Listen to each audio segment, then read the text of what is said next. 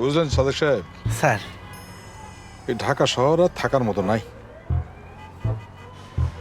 Jam আর jam, জি sir. কেউ কারো কাজ ঠিক মতো করে না। দেখেন ওদিকে সিগন্যালটা 10 মিনিট ধরে খুলে রাখছে, এদিকের কোনো খবর নাই। জি স্যার, একদম ঠিক বলছেন।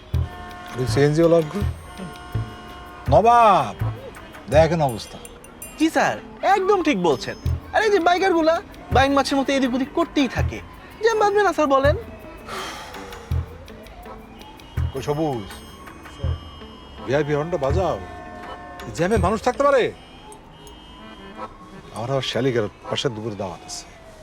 এই বাজাও বাজাও।